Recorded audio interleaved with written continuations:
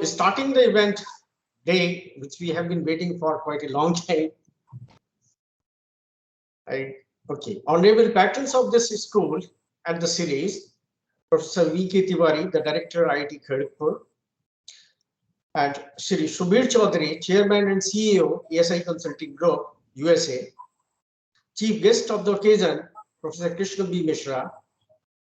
Today's distinguished speaker, Dr. Knezevic, who is founder and president of Mirror Academy, UK. The advisory committee members of the school, deans and associated deans, head of the school, Professor A.K. Pradhan, faculty members, participants from different domains of QRAMS, research scholars, and students who have joined this event. A warm and heartiest welcome.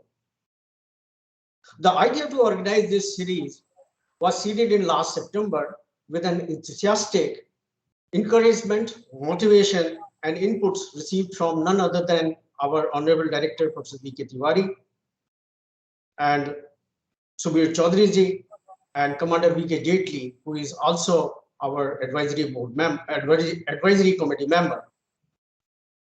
The motto of our efforts was simple: dissemination and proliferation of QRAMS philosophy from the exponent of this domain to share their wide experiences, solutions, and to suggest the strategy to the researchers, practitioners, trainers of current and generation next to deal with the QRAMS challenges posed by the present day's complex and technologically advanced systems where the traditional methods fail. We expect that the talks delivered by the eminent speakers in the series will fulfill the ideated objectives and expectations of the audience.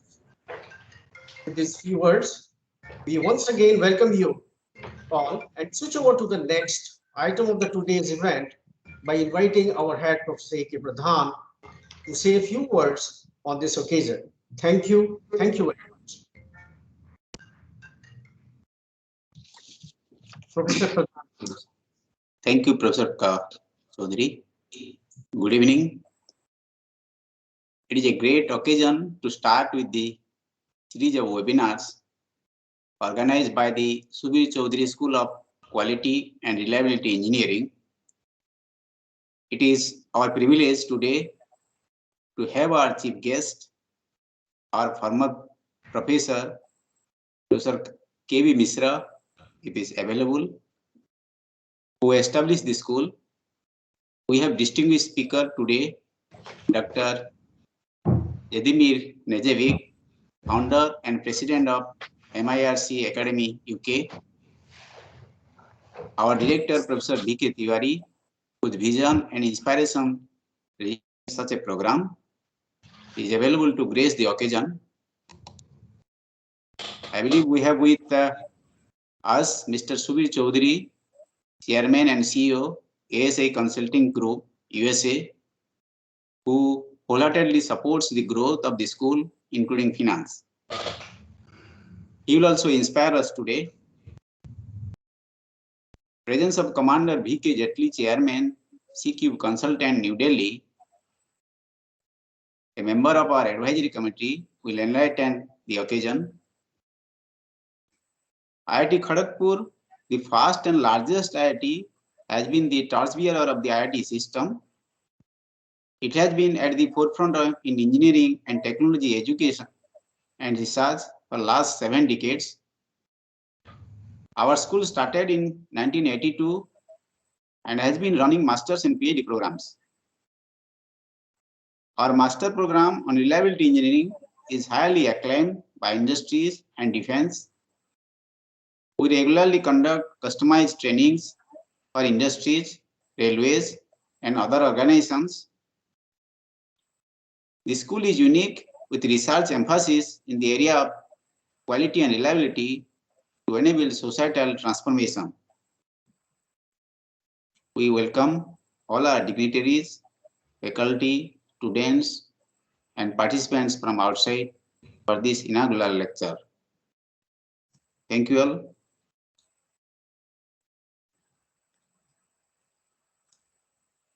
Professor Chowdhury, Thank you, Professor Pradhan.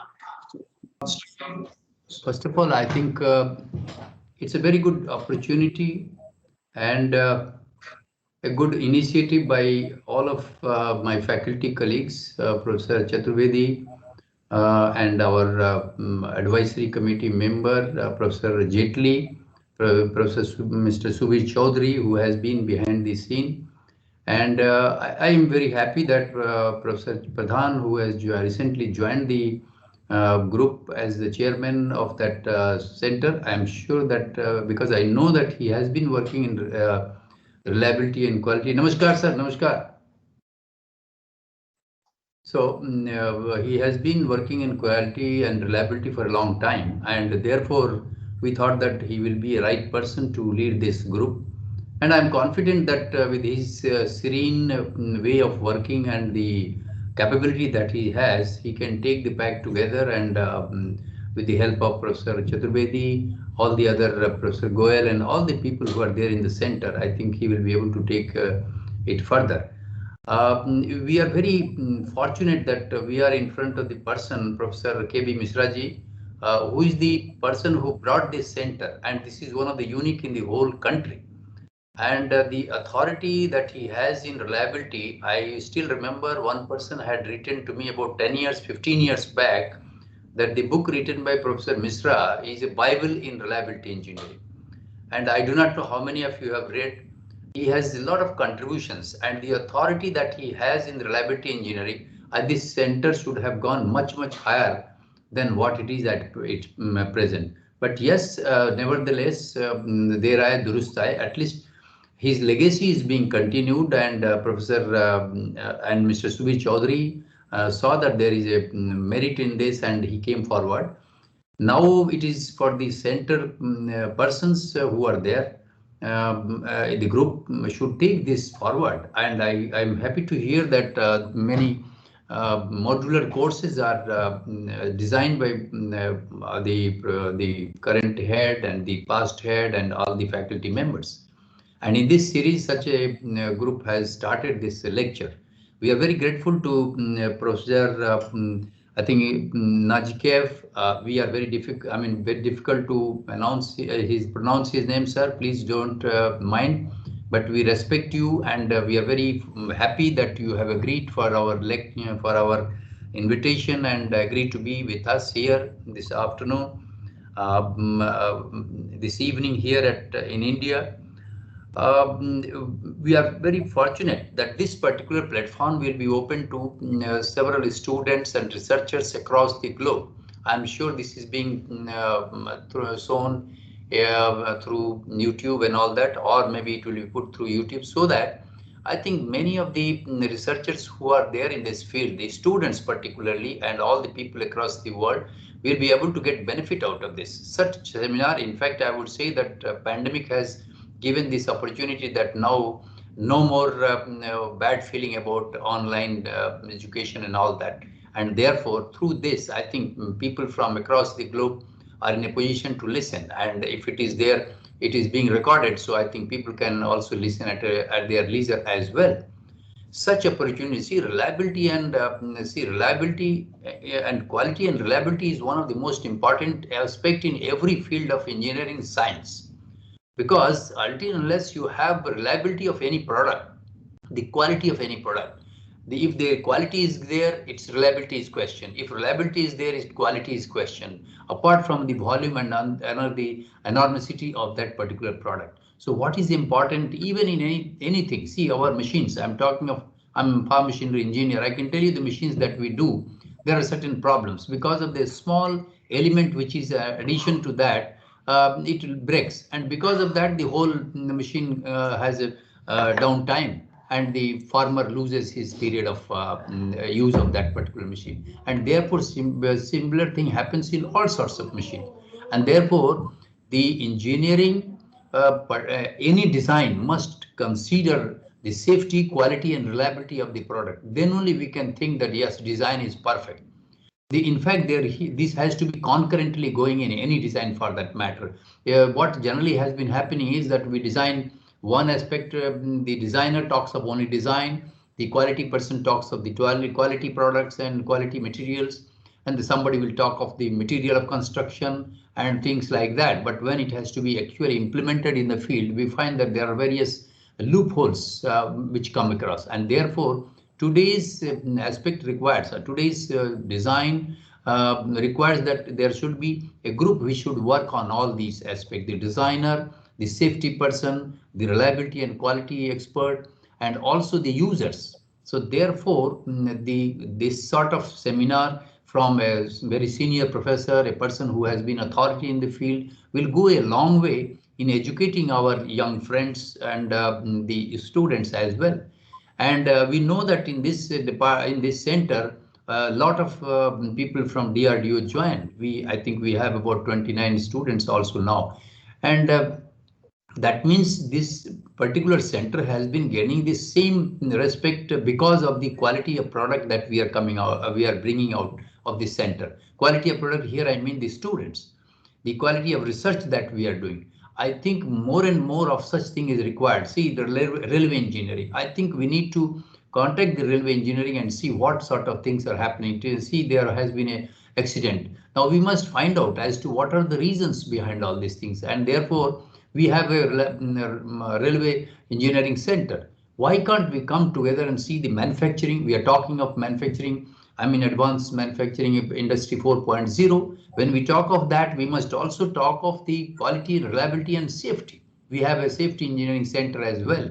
We are talking of analytics data, and then talking of various types of safety measures that we take, whether it is a question of construction of the aircraft, or the design of the cabin of the aircraft, or of the buses, or of the railways, anywhere. I think this man-machine interaction has to be looked into cohesively and inclusively. Then only we can think of a good design.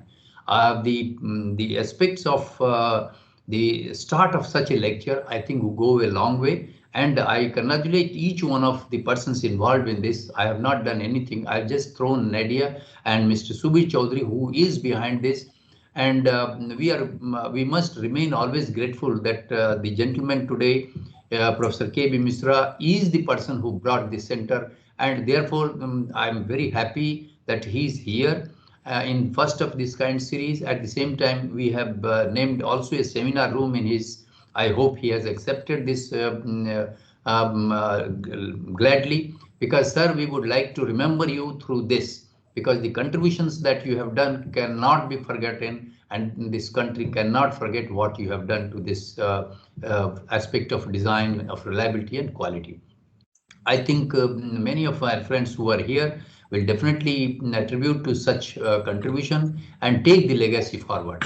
So with this, I'm sure that the lecture which is going to be from Professor Knezevic will be a great one, and we will find out each month. I'm sure you must have a plan of every month there should be such big lectures, and in between you can have Professor Pradhan can talk of his friends in reliability engineering, in electrical engineering, electronics, in construction, and bring the experts and have small talks on that. And let these talks be on shorter, not 2 hours talk, maybe a case study. These people should talk of case study, and the students should be made to listen to that. Even listening to a case study and seeing what are the faults, they would be able to understand and correlate the theory of reliability and quality with the product. Okay. So I think such things must go on in a very fast manner, because these centers of excellence are meant for these quality work deeply. Okay, as compared to, it has come out of electrical engineering. Professor Misra is a renowned electrical engineer, and then he took up this area. So I think centers of excellence are meant for such in-depth research, and therefore the center should do such type of activities, short courses of about 10-hour, 20-hour courses to the companies, the corporate houses, the manufacturing industries, construction industries, you can say chemical industries, all of this. And maybe you can also join things when you design the course. Maybe you can talk of the safety as well. The safety center professor can also be with you. So you can talk of the safety, quality and reliability and analytics of data that you get. You have to use People are using a lot of artificial intelligence and machine learning. I think data-driven such things must be incorporated and to see as to where do we stand so far as the safety, quality, and reliability of any design and any product is concerned. Okay. So with this, I thank everybody and I congratulate my faculty colleagues, Professor Pradhan, Professor Chaturvedi, Professor Goel, and Professor Rai. I think each one of you have done a good job. Please continue this and see that the students get encouraged and we take this center forward. Thank you very much. Namaskar and welcome to each one of you.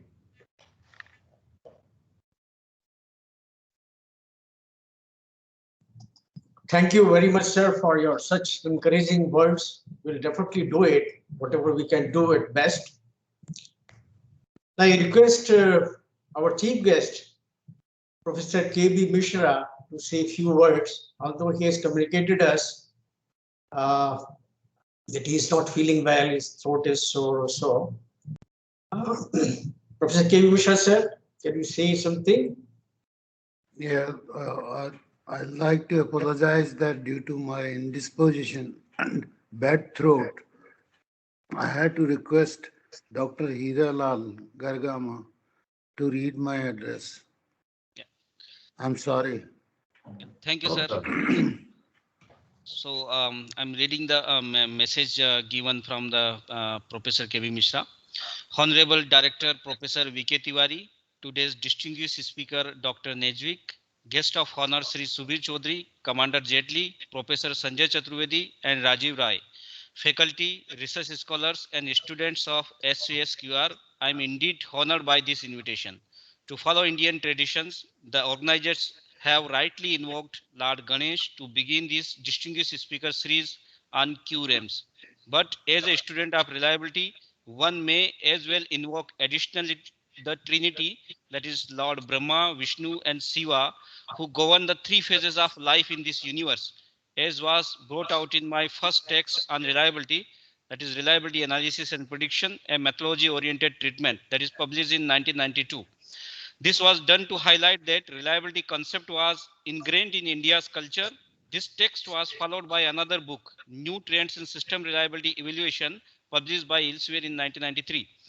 IIT Kharagpur has been the pioneer in technical education in this country, as this IIT was established as first institute of higher technical education by Government of India in Free India. It is not without any reason that IIT Kharagpur has been the first technical institute to start an MTech course in reliability engineering in 1982 and also established a full-fledged center, namely Reliability Engineering Center in 1983 with full financial support from Ministry of Human Resource Development, Government of India. It was not an easy task convincing the hesitant authorities, industries, and even learned professors and students to make them understand the importance and necessity of starting such a discipline in this country. Manufacturers in India were not ready to accept this. I am sure Sri Chowdhury must have seen all this happen while he was a student of this IIT and got inspired to make his bold initiative for changing the situation and to contribute to this effort. Actually, IIT Kharagpur has produced several hundred postgraduates in this discipline who are engaged in several prestigious projects of this country. Our postgraduates are also placed very well abroad in several countries of the world. I must congratulate the organizers of this distinguished speaker series, Professor Chaturvedi and Professor Rai, to have rightly chosen its theme as QRAMS, QRAMS, which are all attributes of performance of industrial products or system, which are essential for competing in the world market, but had added sustainability as well to this theme to make it, namely QRAMSS. Then it would have become the theme of performability, a concept I introduced during my deputation as Director Grade Scientist at National Environmental Research Institute at Nagpur.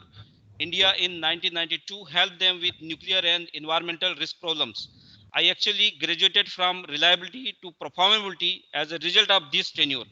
Not only was performability defined clearly, but interrelationship of various attributes of performance was initiated to remove any anomaly of terms used as is natural way with any new discipline.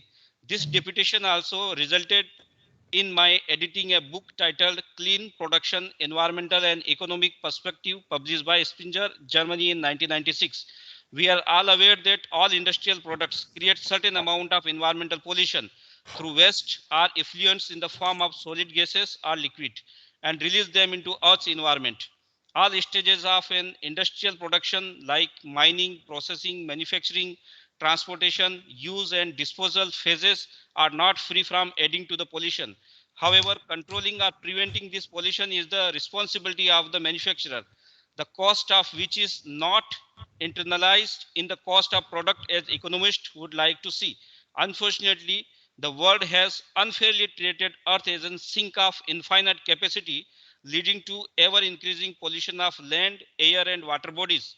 But as the world's population is increasing fast and raw materials becoming scarce, we cannot neglect sustainability aspect of production. Realizing the gravity of problem caused by the growth of the world population, over exploitation of resources on one hand and their wastage on the other hand could lead human to surpass the carrying capacity of Earth.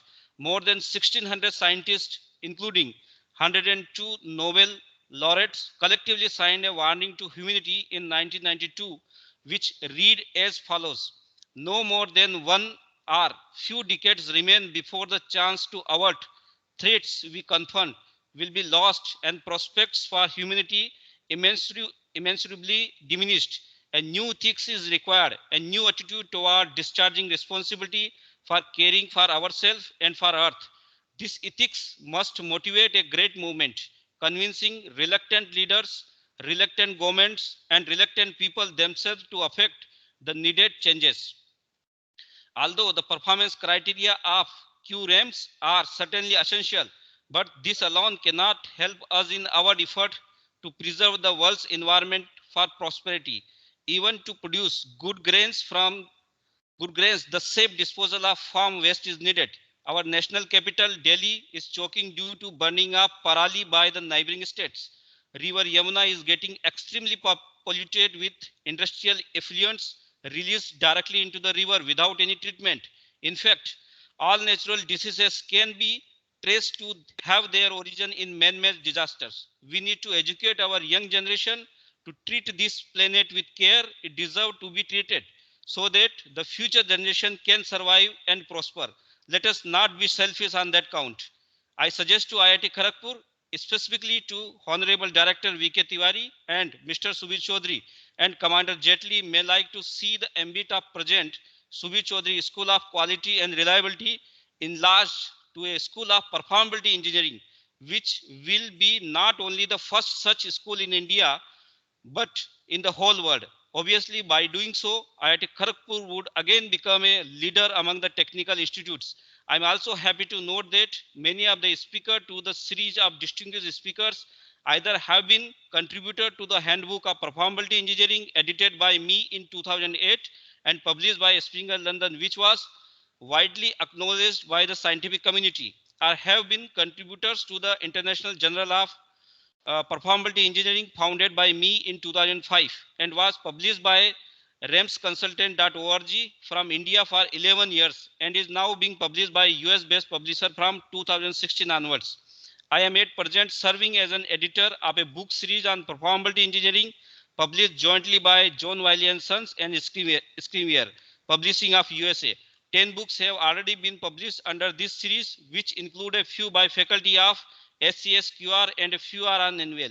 In the end, I like to thank you all for providing me an opportunity to address this inaugural event of launching Distinguished Speaker Series from IIT Kharagpur. Thank you. Thank you, Sir Kb Mishra and Dr. Hiralal. Unfortunately, we were unable to hear Professor Kb Mishra because of his ailing health. So now the next agenda, I request Professor Rajiv Rai to introduce the speaker about his bio. Dr. Rajiv Rai. Thank you, sir. Right, sir. I just Dr. Jezdimir Knezevic is a world-class researcher, educator, and entrepreneur. He holds bachelor, master's, and doctoral degrees from Faculty of Mechanical Engineering, University of Belgrade, Yugoslavia. Over 500 publications, disseminated worldwide books, papers, monographs, and reports are added to his. In addition, he has delivered numerous technical presentations, keynote addresses, and speeches. Has been Congress, conference, symposium chairman, track leader, workshop presenter, roundtable moderator on hundreds of international events, which took part in all 6 continents over 40 countries. He has been elected as a fellow, member, or official of many leading professional societies and institutions worldwide, and has been actively involved in editorial work with the world's leading and prestigious referred journals and publishing houses. Dr. Knezevic has received several international awards for his contributions to research and education in the field of logistics engineering, including the prestigious Armitage Medal in 1993 and HLS Medal in recognition of his outstanding achievements in the development of logistics education in 1996 from the Society of Logistics Engineers, SOLE, Seoul in USA. Encouraged by the excellent response from industry to his research and educational activities, in 1988, Dr. Knezevic established a self-financing Center for Management of Industrial Reliability, Cost and Effectiveness, which is called MIRCE, at Exeter University. In 1991, Dr. Knezevic developed and introduced the first Master of Science degree in Logistics Engineering in United Kingdom at Exeter University. This was followed by first master program in Reliability and Maintainability Engineering in 96, and finally in 97, the first master program in System Operational Effectiveness. Dr. Knezevic regularly provides services to private and public sector organizations regarding their needs for managing in-service reliability, cost and effectiveness for a given system structure, operational conditions, maintenance policies, and support strategies based on scientific understanding of the mechanisms of occurrences of in-service phenomena and actions defined by MIRCE science. Before I hand over the dais to our dignified speaker, I would like to inform you all that the questions that might be coming to your mind should be placed in the chat box to our moderator, Commander Jetli Sahab, who will then selectively put up the questions to the speaker at the end of his talk. I now invite our most dignified speaker to continue with his talk. Dr. Knezevic, sir. Good evening, distinguished colleagues, friends, and students. It's a great pleasure and honor for me to be the speaker today, and especially after the first time in my life not traveling anywhere for 2 years due to COVID. This is my contact to the world, and I'm delighted that it is with India, where my last 2 big visits were in 2018 to Jabalpur to Reliability Conference and 2019 to Chennai. Before I start my presentation, I would like to thank Professor Mishra for his huge contribution to field of reliability, and also to be the first person to wish him happy 80th birthday, which is coming soon this year. When I was asked to deliver this presentation, I was kindly offered to choose the topic which I like to. Well, being the first lecture in this series, I decided to follow the path of my beginning introduction to reliability. So the presentation of the lecture is mathematical and physical reality of reliability. So let me start now. Okay, what's going on now? The main objective of this presentation is to expose the quality and reliability community to the mathematical and physical realities of the reliability based on over 50 years of my active involvement and research in fascinating and challenging physical reality of reliability, and also on the studies of equally fascinating and challenging mathematical reality of reliability, especially for a deterministically educated engineer. In vocabulary of mechanical engineers, the word probability doesn't exist. So it was a great challenge to move from deterministic to probabilistic world of reliability.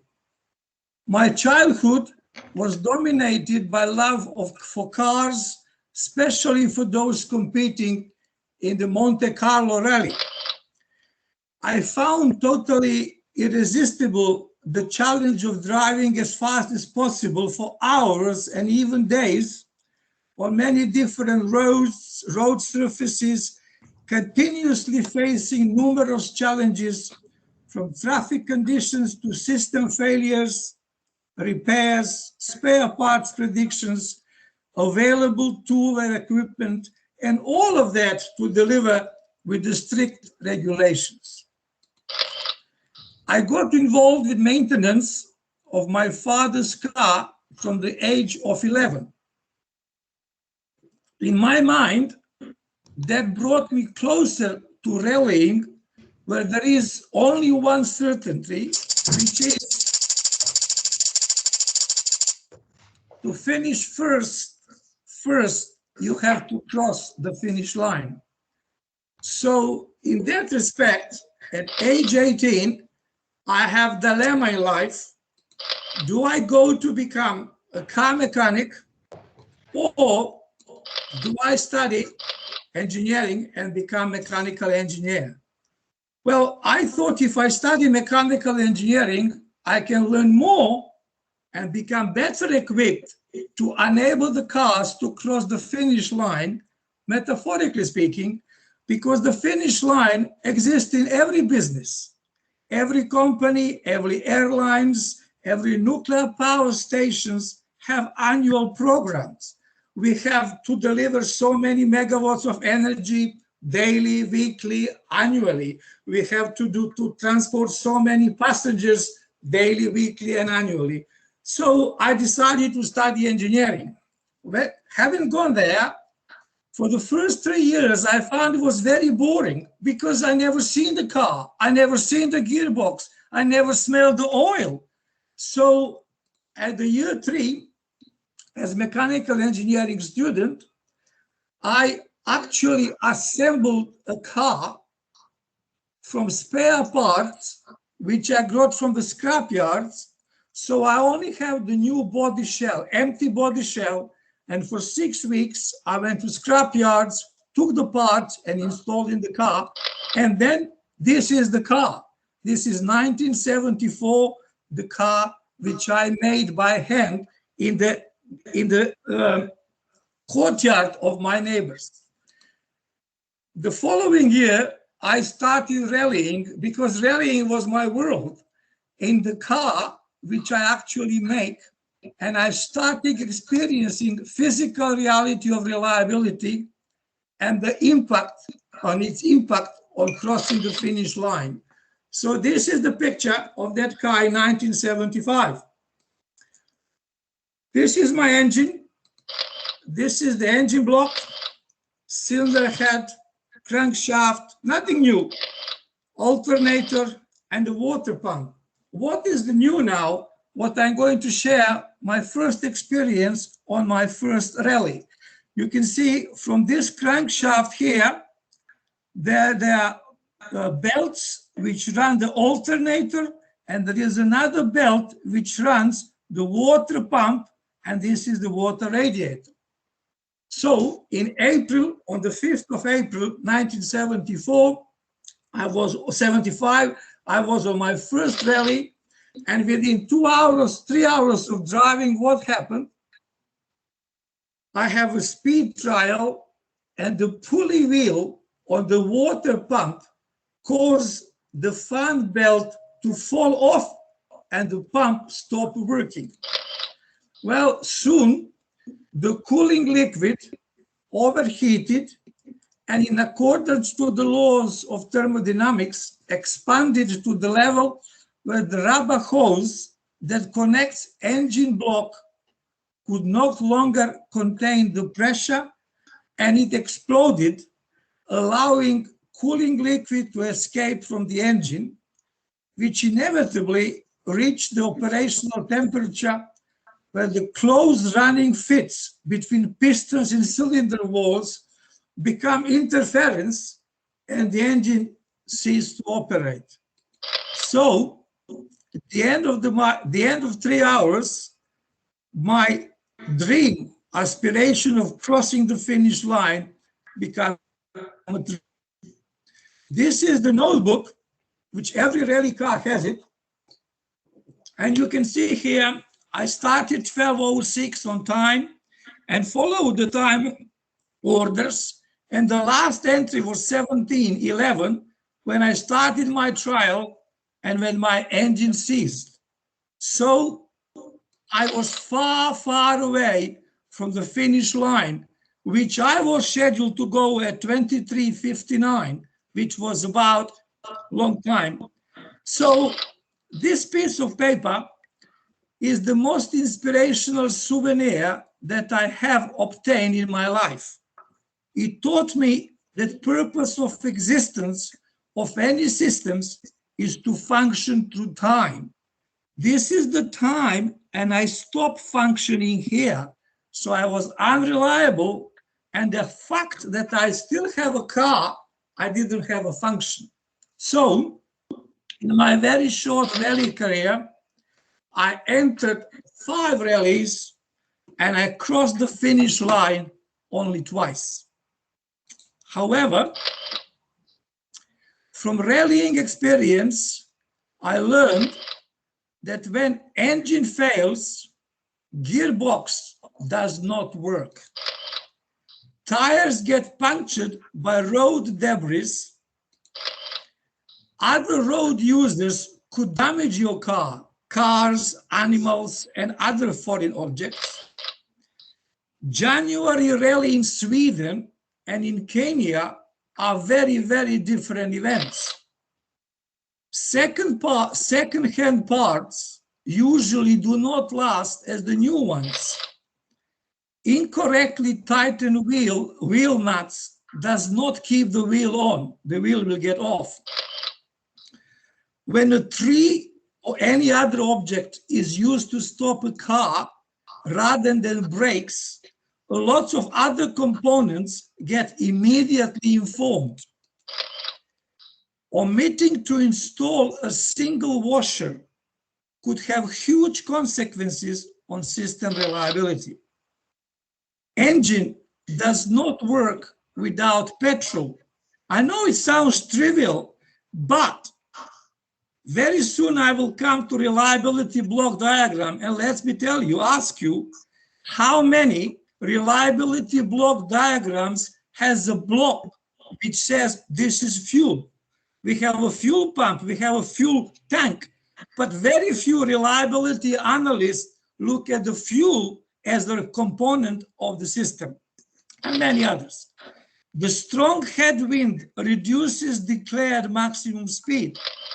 And I learned many, many more phenomena from physical reality. Well, to deal with all of those, and really the failures to be competitive in the reliability world, I decided to join the faculty to continue my study at the Faculty of Mechanical Engineering in Belgrade. And in 1979, I started my Master of Science program in system maintenance. I practiced 1 year at Moscow Motor Vehicle Institute, where I learned a lot of probability theory. And then I studied my Doctoral of Science degree at Belgrade University, but I did all my study at Exeter University from 1982 to 85. Well, through all of these studies, of course, like everybody who studied reliability, I was exposed to reliability function, which tell us the probability that time to failure will be greater than specified period of time t, So we have the mathematical expression, we have the integral from t to infinity, f of t dt, where f of t is the probability density function of random variable known as the time to failure of a component. And this is what I refer now to study of mechanical engineering. We don't have random variables in science of mechanical engineering, in dynamics, kinematics, statics, and thermodynamics. So reliability data regarding components are provided by their manufacturers, usually in the form of one of well-known probability distributions, exponential, normal, log normal, variable, and many others, but not always. Sometimes we have failure rates, MTBF, and other measures, which at the moment I don't want to discuss. Having understood what are the consisting components of the systems, we create reliability block diagram of the future systems, which tell us the relationship or the impact or the failure of each component on the reliability of the system, and that generates reliability function of the whole system. So in this case, our reliability function of the system is the probability that time to failure will be greater than some time t, which we are interested in. And you can see here, we have the reliability that if component A fails, the system fails, and if in order the system to fail, we need components B and C to fail. So this my linguistic description of reliability has been described mathematically with this formula. Okay, well, from the point of view of the probability theory, any repeated experiment that provides different outcomes under identical conditions is probabilistic experiment, irrespective of which physical mechanism generates that behavior. So operation of every industrial system is in fact probabilistic experiment, as we don't know when each individual copy of each of that system will fail.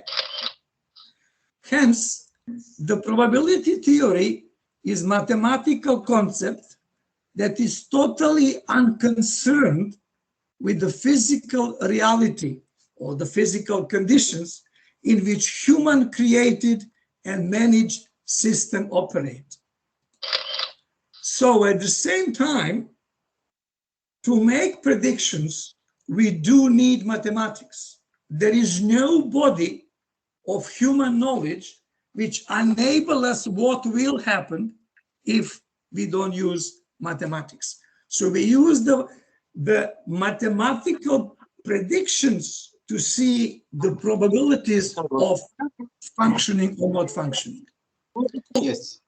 Having learned probability and reliability theory and read reliability books of Proshan, Bazovsky, Kasioglu, and many others, well, I really tried to understand that all what I saw is actually, it is mathematical interpretation of the reliability of the system type considered is correct only under the following physical conditions. So equations are correct, but under the following physical conditions. No books ever told me that. So mathematics says, yeah, quality of the components is 100%.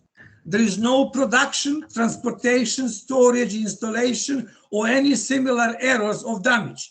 So in mathematical world, that is true. Components are mutually independent. So it says if the components don't talk to each other. Well, I have that experience from my rallying, which I just share with you. The belt which fallen from the pulley stop water pump operating. But mathematics doesn't know that because fuel pump has reliability data and the belts has probability data, and the engine has probability data. So no maintenance activity. So if you look at the reliability function, there is no repair, there is no inspection, there is no adjustment, there is no cleaning on components, because reliability function does not incorporate maintenance activities. Continuous operation of the system. No weekends, no social events, no jubilee, no annual events. What I mean by that? When I show you the expression for reliability, it is the integral from t to infinity, where the time is continuous. We don't stop integrating probability density function for 2 days or weekends. It can't happen. There are no weekends in mathematics. First, observable failure is the failure of the system. So if there are many components failed, which we don't use, we don't know the system they have failed. If we have 2 or 3 components in parallel, we only learn the system failed when the last components of those in parallel actually failed. Excuse me. Time counts to the beginning of operation of the system.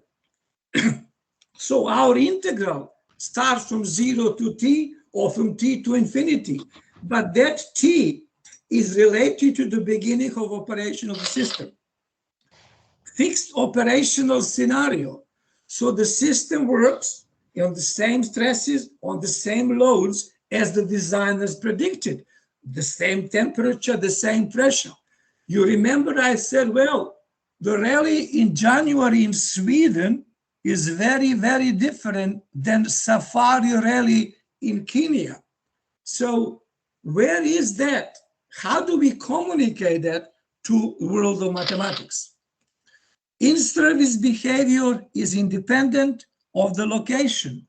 So whether the system operates in Nigeria, in Africa, or Siberia, we can't tell this to the mathematics. And in fact, in Siberia, in summer, is plus 30 degrees centigrade, but in the winter is minus 50 degrees Celsius. Reliability is independent of humans. Operators, maintainers, managers, general public, none of them impact reliability because we don't have reliability of operators, drivers, and anybody else who are involved with operation of the system. Reliability is independent of calendar time, so there is no seasons. How do we stop our integral from t to infinity to put the spring or the monsoon season, and then the monsoon season has stopped? Well, you see, you can see what's happening here. I came from the reality of the rallying, which I learned what is happening through real life. Then I exposed myself to the academic life, to the life of probabilities, which was dominated by mathematicians. In 60s, 70s, mathematicians dominated reliability world. So now it took me 10, 15, 20 years to try to actually to consolidate, to put these two words together. So this is what I discovered. Maybe other people knew that, but I didn't. This is my own discovery. So all of my, excuse me, all of my listed discoveries, and I'm underlying my discoveries, are not the weaknesses of the probability theory. They are nothing to do with the probability theory. They are just my clarification of the mathematical reality of system reliability function. Mathematics has neither intention nor ability to decide what is physical reality of reliability of human created operated and maintained systems. The above deduced reality of the reliability measures of the system is just the clear statement of the mathematical truth. That is my reality, and in it, my predictions are correct. So if we decide to multiply the probability of failures of two components connected in the series, mathematics says yes. You multiply the probabilities and the product will be the probability of either of them failing. But in mathematics, exclude that failure of one could affect the failure of the other ones. So that's the reason when I used the example from my very first rally, where the failure of the pulley failed the belt stopped the pump unable water to overheat. Overheated water really make the engine so hot that aluminum pistons are actually expanded faster than steel block and the engine seized. So mathematics says, look, if you come to my reality and your reality is the same, then what I'm telling you is true. But what is your reality? It's yours. That's what I want to say. Well, to further understand the physical reality of in-service reliability, I have systematically studied in-service behavior of defense, aerospace, and nuclear power industries as I experienced as before that, I only knew car rallying. Thus, in the remaining part of this presentation, examples observed physical reality of reliability is presented against the titles used earlier to examine my mathematical reality of reliability. The worldwide observed reliability events, to create them in 2014 at the MIRC Academy, I created the archive of reliability relevant events. So what do? Each year, we collect information of the real life reliability events that impacted operational reliability of systems. The staff and the students of the academy analyze the physical phenomena or human action that govern their behavior. So far, we collected around 500 events. So we have around 500 documented real case studies from military world, from commercial aviation world, from nuclear power station world, and of course, from rallying and Formula One as my hobby. So let us now look at this question. In mathematical world, quality is 100%. We have now event on 29th May of 2015, the Airbus group revealed that incorrectly installed engine control software has caused a fatal crash of A400M airlifter in Spain, which is the Airbus military aircraft. Okay, so that is now which says, well, quality is not 100% in real world, although in mathematics is. So the incorrect installation took place during the final assembly of the aircraft, which led to engine failure and resulting crash. So this is the beginning. You study the quality of your center. So the quality came from production. So the system, when it started, actually has already inherited the failure of incorrectly installed software. So that wasn't the failure, if you like, of the software. Software didn't fail. What has failed? The installation of the software. But installation of the software is not a block in reliability block diagram. That is what is now contrasting between mathematical and physical reality. SpaceX explosion at launch pad. On the 1st of September 2016, explosion destroyed the Falcon 9 rocket and its payload, numerous of the satellites at the launch pad. The failure event occurred around the upper stage oxygen tank during the propellant loading for the static fire test. The explosion triggered a blast wave that was reported up to 30 miles away.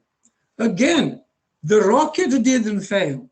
No parts of the rocket failed. But what's happened while we were loading the propellant? So the act of loading was false, not the components of the SpaceX rocket. At the bottom of each of my slides, we have the archive number of those events. So I don't know how our collaboration will continue, but all of those archived events are potentially available and shared for your students or colleagues to analyze, because we don't owe them, we just collected and reported them. Engine inlet cowl detached in mid-air. During the flight of Southwest Airlines Boeing 737, on the left engine inlet cowl detached in mid-air, causing the engine to be shut down while significantly damaging the airframe. Do you see that in reliability block diagram, the engine and airframe are two mutually exclusive components. They are independent, but the reality they are not, as this case study shows. Ethiopian Boeing 787, the parked Ethiopian airline Boeing 787 at London Heathrow Airport caught the fire that badly damaged the crown of the fuselage just forward of the tail fin. So the fuselage was damaged. Why? Because the fire was initiated by the uncontrolled release of the stored energy from the lithium metal battery in the aircraft emergency location transmitter. So in physical reality, those parts are connected. In mathematical reality, they are independent. That is the main message, really, of my lecture. After in-flight diversion, Boeing 777 production line wiring inspections and modifications are requested. So there was an in-flight problem which discovered that the wiring procedure in manufacturing of Boeing 777 is faulty. In June 2014, unfavorable winds delayed test flight of the NASA's low-density supersonic demonstrator. So what we can see here, that environment, atmospheric conditions impacted reliability of the flight, of the test flight. So is the air part of that system or the atmosphere? Space Dragon capsules return delayed due to heavy seas. So the Space Dragon capsule did not fly from International Space Station when it planned, because it was the heavy sea where it's supposed to land.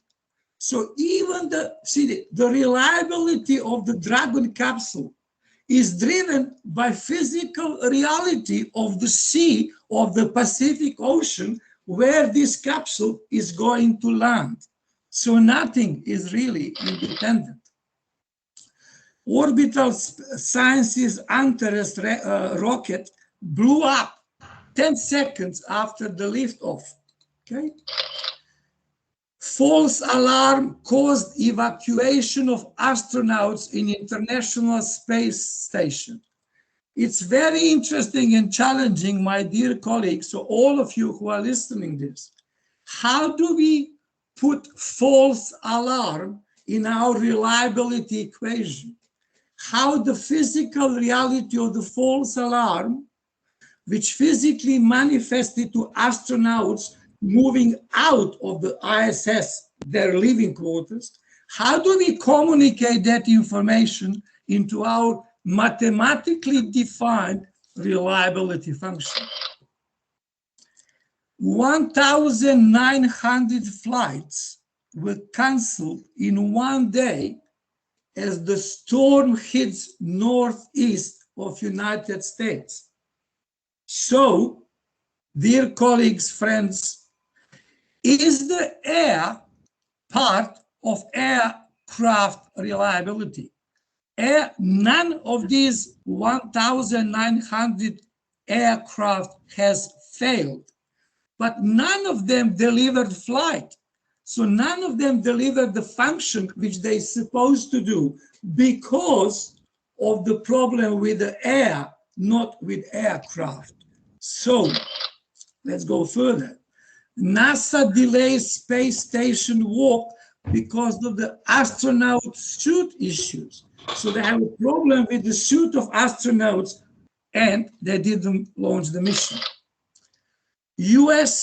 United States Air Force weather satellite exploded after the thermal spike from space weather, not Earth weather, space weather caused by solar radiation. Turkish airline jet skidded in Nepal due to rain. Tragically, on 24th of March 2015, Airbus A320 of German Wings airline crashed in the French Alps. Tragically, the pilot decided that he wanted to be famous. So he committed suicide by deliberately flying aircraft into Alps, into mountain. Now question, dear friends, is the pilot part of aircraft reliability? Does reliability block diagram of aircraft should include pilot? Okay, let's go further. We have here the near loss of Airbus A330 and nearly 300 passengers because the captain positioned the personal camera in front of his engine control stick, and he used personal camera to take photographs for her daughter's homework. Air Canada skidded upon landing in Halifax due to snow. The first Great Western train in United Kingdom, the driver takes the wrong train and goes in the wrong way from what was scheduled and from the platform which was scheduled to leave. Is the driver part of the reliability of the train journey? This is the nose of aircraft and the windshield, which are drastically, horribly destroyed by hail. Again, is the air and the airborne particles the part of the reliability of the flight of the aircraft? Should they be in the reliability block diagram? These are the pictures and the icicles on the Space Shuttle Challenger in 1986, night before the launch. We all know tragically what happened. 7-day planned mission ended up after 73 seconds. This is unreliability. This is the human tragedy. Lasted 73 seconds due to the icicle of night before. How does that physical reality features in mathematical reality of the reliability block diagram is a question. The planned launch of the SpaceX cargo ship to International Space Station has been delayed due to the problem with the station's electrical system, which involved a main bus switching unit that distributes electrical power to 2 out of 8 stations' channels. Electrical power generated by station solar arrays is fed to all station systems through these power channels. As it could not be recovered, it led to the loss of the quarter of the power to the space station, which enabled subsystem to operate, but without redundancy.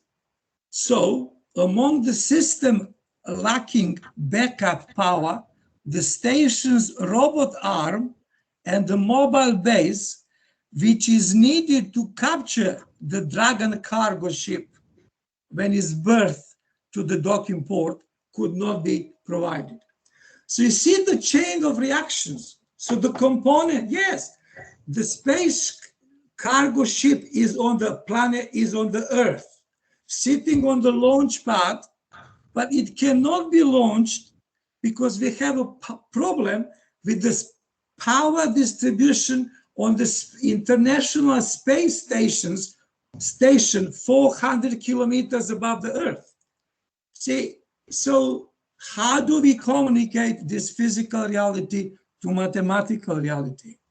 This is famous picture of the birds, flock of birds, simultaneously disabling, destroying, failing 2 engines of Airbus A320 in January 2015 in New York, Hudson River, no injuries, but these are the passengers.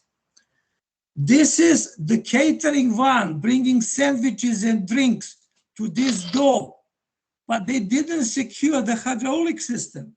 So this truck damaged the engine. So we have now failed engine, which didn't fail due to the failure of the engine, but due to the catering van. How many catering vans are daily supplying the food and the drink to the aircraft, each aircraft during 25 years of the life of aircraft, to about 40,000 flights every day on our planet? Tragically, this is the picture of the pit stop of the Formula One. The father of the current Formula One world champion, Max Verstappen, Jos Verstappen, was in this fire because in excitement, the refueling person dropped the fuel on the exhaust of the car. So now, is the refueling person part of the reliability block diagram of the racing car? That is the physical reality, and how do we solve that mathematically? In 2010, in April, for 6 days, there was no single flight in Europe because the volcano exploded in Iceland. So no single failure or no single aircraft and no single flight for 6 days in Europe. The whole European aerospace was closed. So is this reliability issues? It is real issues. How do we communicate? What do we do with mathematical description of reliability? London is not famous for the snow, but in 2010, everything was frozen. We have passengers which were sitting in their cabins for 5 hours because we couldn't disembark them from the aircraft because everything was frozen. It was shock for England, but it was physically observed. All Nippon Airlines, they had trouble with the Rolls-Royce Trent 1000 engines, and they decided to replace all the engines on all 50 aircraft. So what I'm trying to say now here, so we have now a situation that the aircraft of the certain age will receive the new engine after a certain time. So now, what is the time for the reliability function in reliability block diagram of this aircraft when the aircraft is 11 years old and the engine is 3 months old? What is probability of time to failure? So this is true event. Yes, this is reliability, and this is our reference. Tragically, we lost one of the most beautiful aircraft in the world, Concorde. What's happened? The Concorde reliability, the aircraft did not fail. The aircraft reliability did not cause this uncontrolled fire.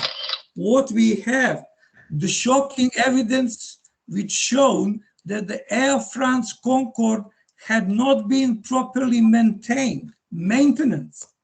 The airline's ground staff had failed to replace a spacer, a vital component of the landing gear, which keeps the wheels in the proper alignment. Without that spacer, when the aircraft rolled on the runway, it veered off, punctured the tire. The element, the part of the punctured tire actually punctured the fuel tank. And then we have uncontrolled leak of the fuel. And this is what you see. So what we see now, tremendous, huge connection of the sequence of events. Now the question is, are the components independent or are they dependent?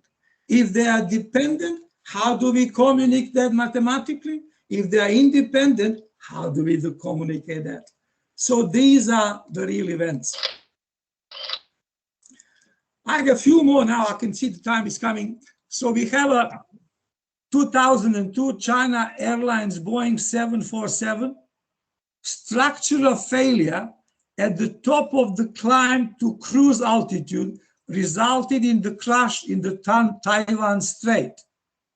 So the aircraft 747 crashed at the top of the cruise of the climbing altitude. Why? Because the repair of the previous tail strike used the steel doubler, which they shouldn't during the maintenance. 225 people died. Air Transit Airbus A330, improper engine repair caused by leak from the cracked fuel line resulted in the dual engine flare out of the cruise over Atlantic. Aircraft glided 135 miles to emergency landing. So we have the problem here of the cracked fuel line. So in reliability block diagram, fuel line is independent from the engine blade. But in reality, it isn't, because the leak of the fuel caused the failure, caused the fire. Okay. Every worldwide airlines DC-8 left main landing gear would not extend for landing. Cause was a failure of the maintenance to install the correct hydraulic landing gear extension component and the failure of inspection to comply with the post-maintenance test procedure. So again, not that we have failure of maintenance, we have the failure of the post-maintenance test procedure. Question, is the test procedure part of reliability of that aircraft? Another example, Lufthansa Airbus A320, cross-connected pins reverse the polarity of the captain's slide stick. So what's happened during the maintenance in the cockpit, maintainers connected plus for minus and minus for plus. So instead of the engine part, of the wing parts, winglets, to go down when captain pushed the stick forward, they went up. So they almost caused the failure. Okay. So it is enough of my examples. As I said, only within my academy, we have 500 cases. Nobody knows how many real cases are in the world. And I'm absolutely positive that each of you who are listening to me talking now have at least 5, 10, 15, or 50, or even 100. Maybe Professor Mishra had 5,000 examples of what I'm trying to say. So I tried to say that I was very proud when I identified mathematical reality of in-service reliability. So how mathematics show the reliability. Now what I show you to my examples, that in fact, the physical reality does not coincide with mathematical view of reliability. We've seen, you know it, you have a center for the quality and reliability. You know better than me that the quality of components and the systems are not 100, less, it is less than 100%. In mathematics, that doesn't exist. We can't communicate that. Components could be mutually dependent. I show you many cases when the components are mutually dependent. So if they are mutually dependent, do we multiply their probabilities? Maintenance activities are the part of the life of the system. Yes, in my experience, I'm sure in yours too, the maintenance impacts reliability. The Concorde was crushed because of the maintenance. No continuous operation of the systems. Many components, modules, subsystems do not operate continuously. So if they are not operating continuously, how do we use continuous probability distributions like exponential, variable, gamma, log, normal, whatever you want? How do we use them to represent the operation of the continuous distribution when we don't have continuous operation? First, observable failure is not the system failure. There are many failures which we don't observe, either because they are connected in the parallel, or we have not seen them. Time counts from the last events, where we've seen that examples for all Nippon Airlines. They are putting new engines into all the aircraft. So what is the time? Where is the origin of time for that aircraft, which is 11 years old and engine is 3 months old? Variable operational scenario. We have the loads, the stresses, the temperatures varying through the operations. In-service behavior does depend on the locations. Locations are determined with the GPS coordinate. I mentioned rallying in Sweden and rallying in Kenya. Reliability is dependent on humans, on operators, users, maintainers, traffic controllers, managers, public, and many others. And reliability is dependent on calendar time. Yes, in the real life, there are winters and the summers, there are monsoons time. So, question which you might ask, I'm almost there. Is mathematical reality of reliability wrong? No, of course not. What is? Mathematics is telling reliability experts that there is a probability function associated with operation of physical system. So yes, there is the probability function. it is unquestionable. However, from mathematical point of view, the number of possible probability function is unlimited.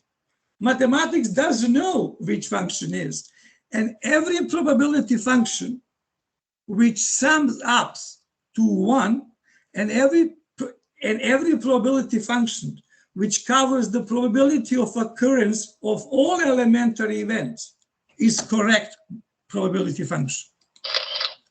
So the final statement of mathematics to the reliability experts is, I know my limitations. It is through the added laws and rules of the physical reality that reliability experts narrow the range of the choices to the point at which useful predictions can be made.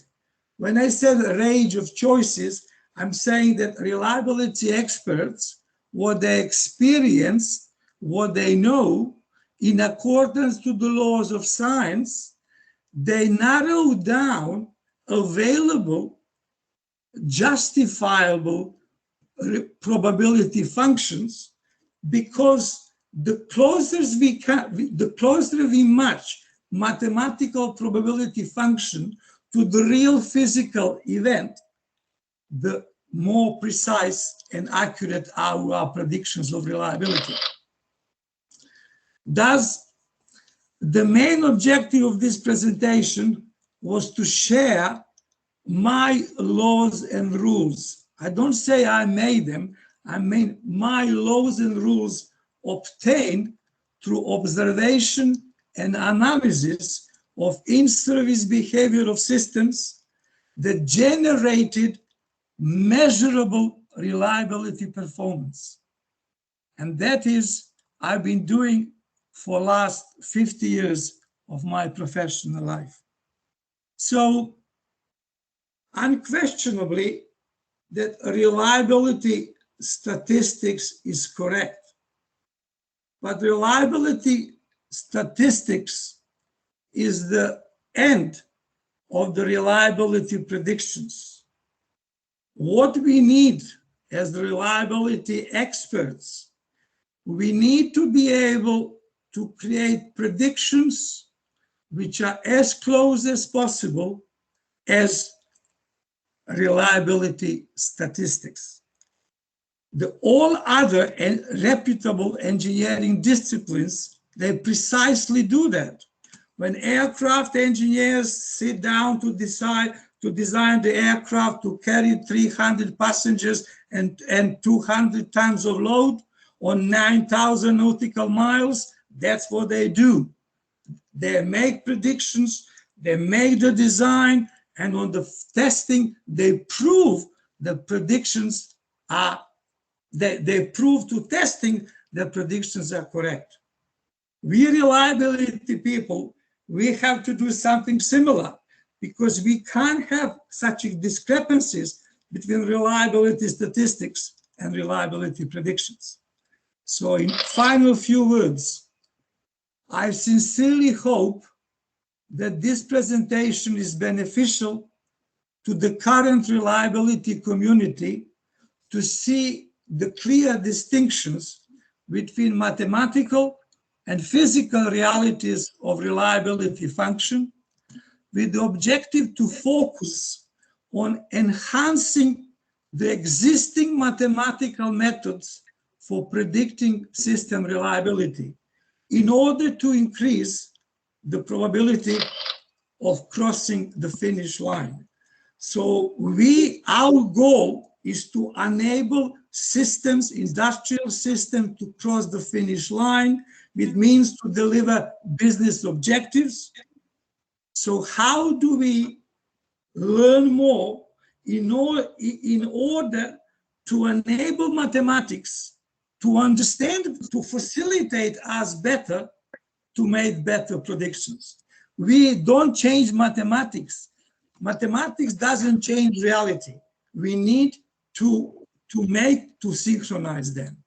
Yes, and my final slide is, yes, I still love rallying, but now only as a data collector. I collect the data, I analyze the data, and I still live in this world.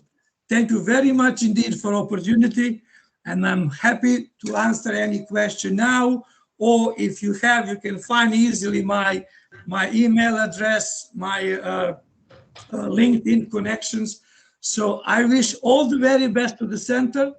I will actively follow the lectures which you plan for this month and the future. And if I can assist you, your colleagues, and the future students with my experience, it will be my great pleasure. Thank you for opportunity and good night. Thank you. Thank you very much, Professor Knezevic. It's a very intriguing lecture.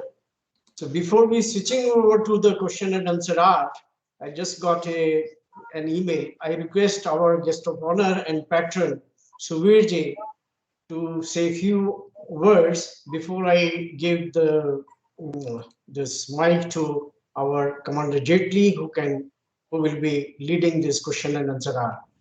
So I request Subir Ji. Hi, good morning, everybody. I'm from Los Angeles. Sorry that I could not join on time because the invitation told me that it was supposed to be at 7:30 a.m. of my time, and looks like, I joined at 7:25 a.m., but looks like it was started already, so I missed half of the presentation. So anyway, thank you so much for arranging this. I'm extremely excited to see more than 100 people, students and the faculties are part of that, and obviously, this is the kind of knowledge transfer that literally I envision around the globe to the School of Quality and Reliability. I think one of the things I enjoyed the presentation today by the professor, he gave tons of examples of different failures especially on the aerospace and the aircraft industry. But I'm sure that all of you can see tons of failure or quality issues or reliability issues in India in all types of industries as well as in daily life.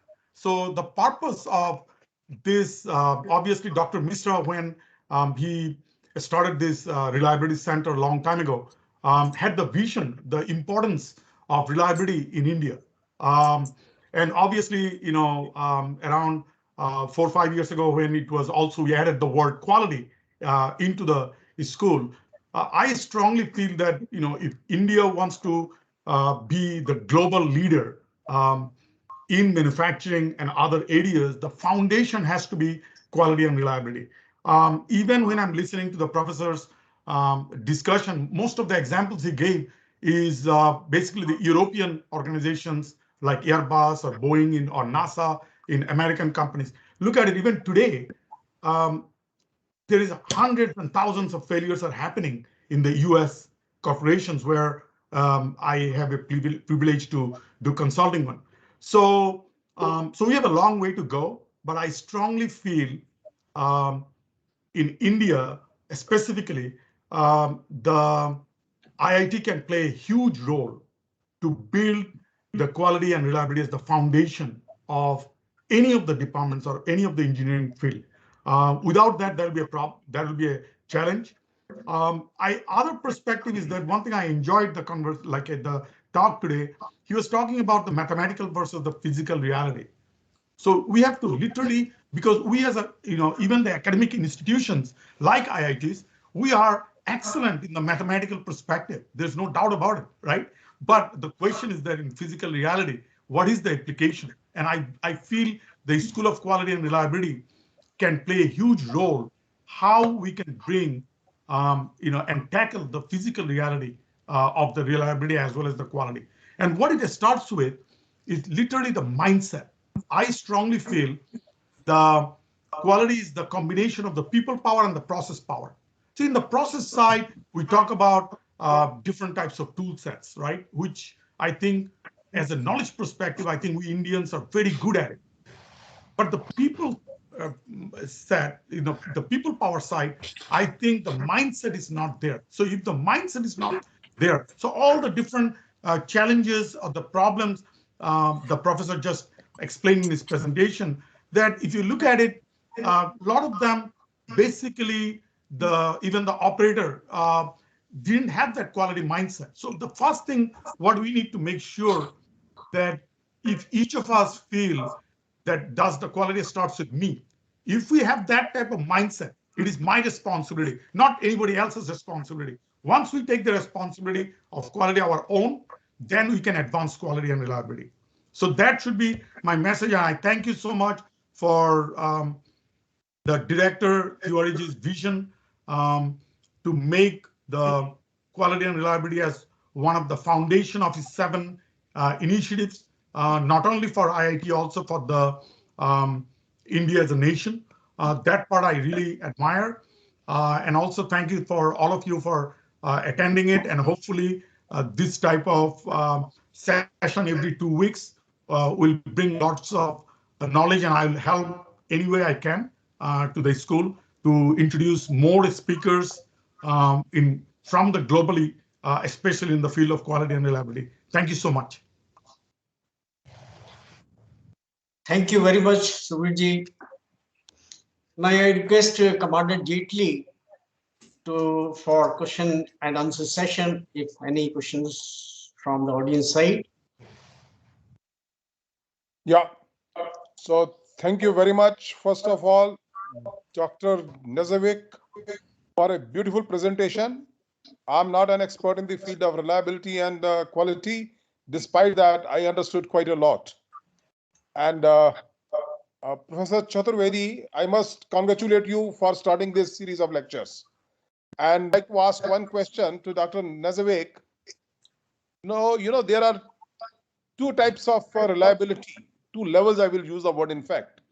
Even in case of aircraft, for example, one is connected with the life of the people who are traveling in that aircraft, their life, their safety and all that, so that there should be no accident. At the same time, there are some components within the aircraft which may not be very, very important. Important in the sense, even if suppose they fail, for example, the latch for a overhead, where you keep the luggage inside the aircraft, where people are sitting, or the life belt, suppose that buckle doesn't work sometimes, it's not going to matter the life of a person. It's not going to endanger. At the same time, if something goes wrong with the engine or those parts, they are very, very serious. So how does a reliability engineer conveys this to the manufacturer, that for what equipments you have to give what level of seriousness as far as reliability is concerned? Good. Thank you. Thank you very much for the interesting and needed question, because it helps me, in fact, to continue my lecture. Because, we lecturers, we never have enough time to talk. So the answer to your question is very, very important. We have to start, as you indicated, make the clear distinction between reliability of the components and the reliability of aircraft. Reliability of aircraft delivers the flight of aircraft, whereas the components do some function as a part of that flight. In aviation industry, especially driven by safety, there is a list of the components which must operate in order for flight to take place. And they are all listed on something which is known as minimum equipment list. See, for example, each aircraft has 3 radars for the flight, but if you have visibility more than, I think, 5 or 10 miles on a nice sunny day, you don't need all 3 of them to work, or the landing lights. You don't need landing lights on the good visibility. You can dispatch the aircraft with the broken or failed landing lights. So the answer to your question is very important. We must somebody like a composer who creates the music and allocates 5 minutes here and there to violin or piano. So there must be reliability overall look at the aircraft reliability for the flights, reliability for the function, as well as hundreds and thousands. I forgot now precisely, but I think the Airbus has got something like 2,000 suppliers. Of course, each supplier tests and provides reliability data for their own component, but no supplier knows how the aircraft chief engineers actually compose them, how they are connected together. Does the leaking fuel pump is going to leak the fuel on the engine or on the landing gear or on the radio? Does the radar is going to be connected? So the answer to your question is yes, we must make distinction between components reliability and system reliability. The difference is the components reliability cares only about operation of the component, whereas the system reliability is responsible for interaction of all components during the flight. I hope that satisfied your answer, your question. Fine. Thank you very much. My next question is regarding the household appliances which we have at home. It could be microwave, it could be your mixer, it could be your toaster, it could be your cooking range or anything of these sorts. Thank you. Now, in all these equipments, sometimes I have seen they design it such a way that to repair it becomes very, very difficult to repair an equipment. So how much stress you give about the design of the system or the equipment that there's an ease of maintenance for the equipment? Right. Thank you. Well, it is also, another good question which requires the answer and requires, but you see now the answer to that question is related to the corporate ethos, to the business function of corporation. Does the company need to produce the toaster or washing machine which has a life of 5 years and is disposable after any failure, because it's not worth repairing washing machine of $200, calling mechanics who charge you $100 per hour. So that is how we have disposable systems. Or do we decide to have systems which will last for longer period of time, in which of course the maintenance is very important. We don't have disposable aircraft. So in the aircraft industry or nuclear power industry or military industry, we have the issues where the balance between reliability and maintenance actually is established. And the people who care about maintenance, they are called maintainability engineers. And there is a constant communication between the system reliability and system maintainability. And that is the word which is abbreviation of our academy is covered by means of effectiveness. So we can have very expensive system which is possible to repair, or we can have very cheap or low cost systems which is not possible to repair. But I think that is the results of the corporate business. And once the corporation make decision where they want to be, then there will go one way or the other. All of you have heard that I'm coming from Yugoslavia, and I'm Yugoslavian. I was born there. And about 30 years ago in United Kingdom, two most cheapest and the least reliable and respectful car were the Yugo car from Yugoslavia and Kia car from South Korea. Well, they were very cheap because they were less than 3,000 pounds, and the next cheapest car was 10,000 pounds. So people accepted them because they were cheap. And I'm very sad to tell you that the cheap Yugo car ceased to exist. We don't have them anymore because people here didn't want to buy cheap cars which are unreliable. And you see how far the Kia cars has progressed. And today, in my opinion and experience and observations, they are among other car manufacturers at the levels of Toyotas and the rest, because they focus on the function, but now they focus on the quality and reliability. And that is corporate level. Thank you. Thank you very much. My last question. Keeping sustainability of the planet in mind, Right. we should be going for the 3 R's principle: reduce, reuse, and recycle. So don't you think that the manufacturing industry should start manufacturing those equipments which are repairable and reusable, instead of just use once, it goes defective, and you throw it away? That is a tendency in the European market quite a lot. In India, we try to reuse it, repair it, reuse, repair, reuse it. So Right. don't you think the world should try to use the same item over a longer period of time so that the planet is sustainable? Right. Thank you for the beautiful question. And you see, I do understand now both parts of your question, because in my childhood and I was young, due to the politics, which are not really political at all, but Yugoslavia had very, very good contact with India, and I understand Indian culture very well. Yes, in our societies, we used everything, we reuse it, and we make it recyclable and reusable. In the Western countries, we have use it once and throw away. Of course, to save the planet, we have to move to reusable and recyclable.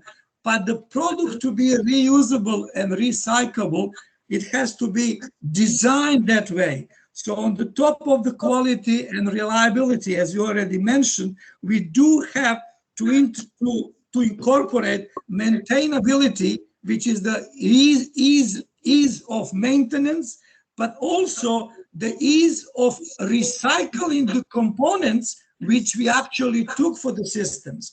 See, some component, for example, again, go to the car engine. You have a pistons, you have a part of the car which you can only overhaul 3 times. So we have to be, when we are considering reliability of the components, we also have to ask ourselves, how many times can we recycle, renew, remold, or to do anything to return into the working condition? And having said that, now it's another mathematical question. How do we create, what is the reliability of the same part which has been new or second, third, or fifth time recycled? So this is another question which the future students and researchers at your center have to address. So I really, really understand your question, and I understand both cultures. There is no way that the culture of 3R or the future of 3R is inevitable. The question is, how do we change the societies to move to that as consumers? And also, how do we change the minds, equally change the minds of our design engineers, mechanical, electrical, and others, which are actually designing everything now on the screen. They don't even smell, they don't even touch the components they are maintaining. They don't see failed components. They don't even see how they are renewed. So I do sound old-fashioned, which I am, because I don't know whether you listened to the beginning of my presentation, I assemble my car from the parts of from the scrapyard. So I do understand, and I think the future is in 3R. Thank you. Thank you, Dr. Knezevic. Can I have one query? Sure, Professor Pradhan. Please go ahead. So very, very enriching things, valid for all technical industries and domains and so. My query is, Dr. Knezevic, that the physical reliability, as you are mentioning, students and researchers are there. How do you proceed for getting that physical reliability? Is there any formulations, approach, strategy for that? Yeah. Thank you for the question. Yeah, well, the answer is, it is very challenging and very demanding. I'm glad you asked that question because that was the essence of my presentation. It is very easy, it is easier to deal with mathematical reality of reliability because there are only few axioms which drives probability theory, and there are a large number of the physical laws which drives mechanics of the physical reality. Yes, I spent a long time of developing part of reliability which is based on relevant condition parameter. See, your question and the previous question can be recycled and redo and reused. In order to do anything in that kind, we need to start developing mechanisms to understand the condition of each component with the system through time. See, I given that reliability function and says the time starts from 0. Yes, mathematically we have integral from 0 to t, but each individual Airbus A320, each individual washing machine or toaster or kettle in our kitchen, after the first day of usage, it is different.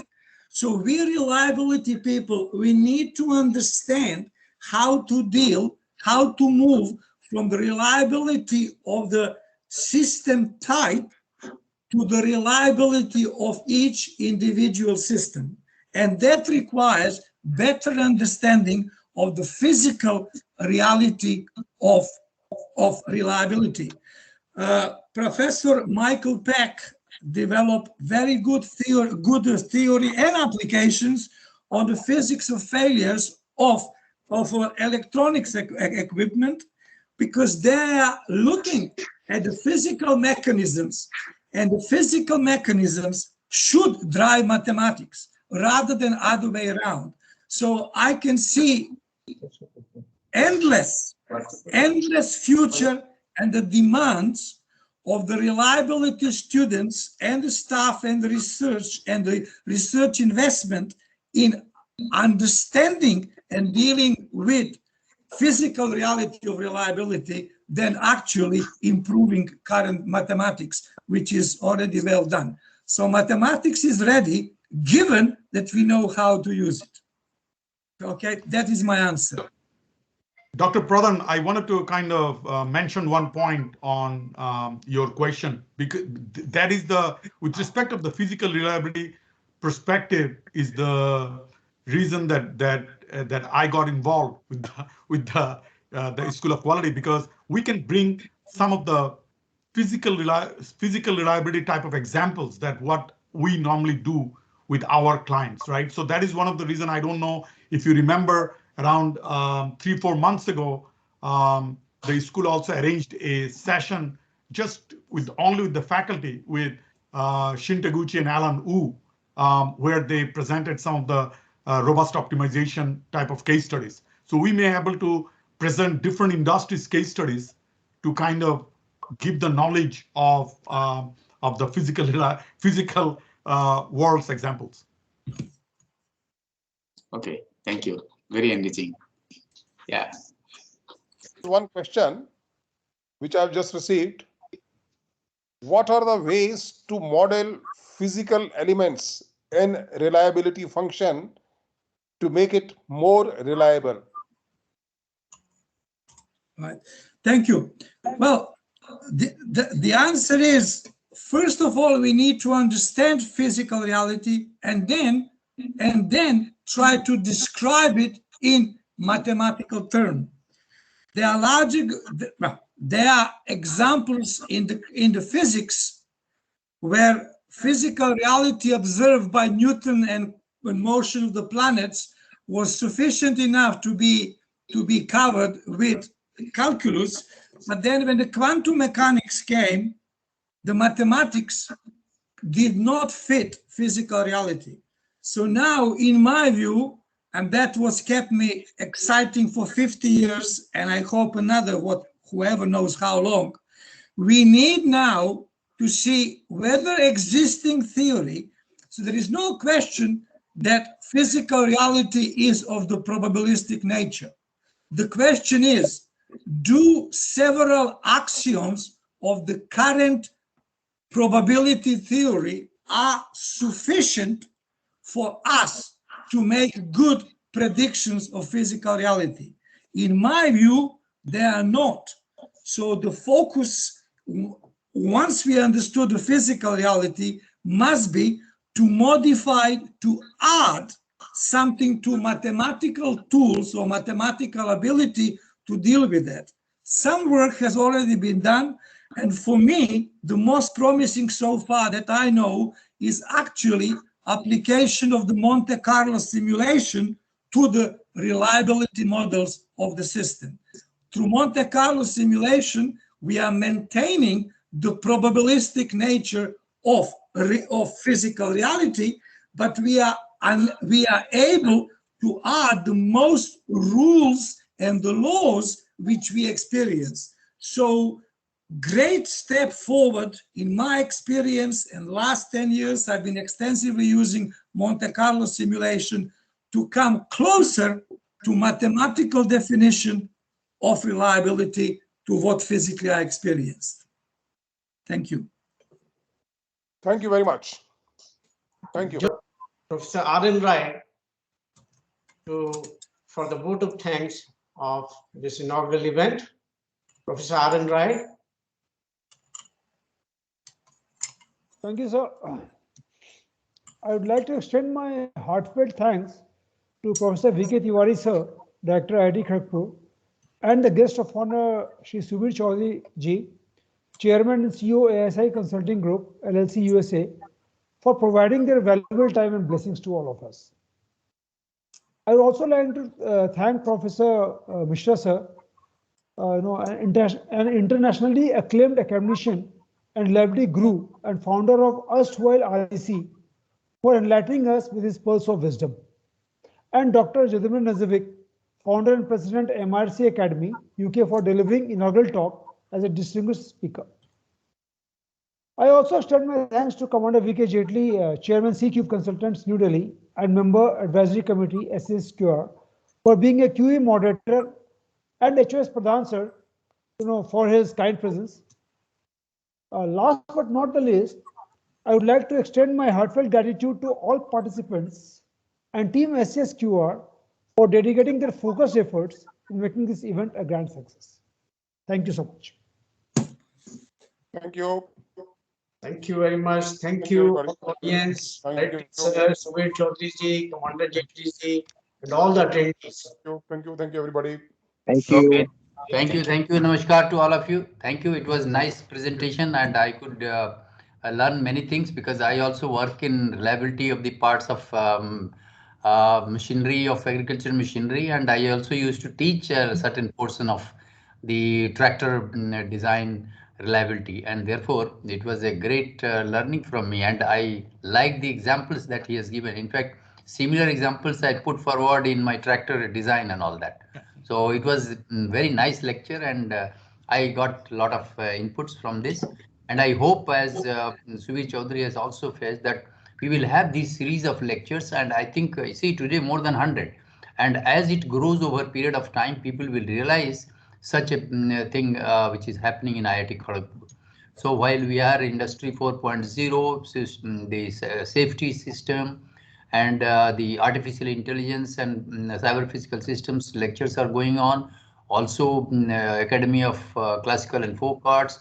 So in this line, and IKS, which has come new, is also picking up.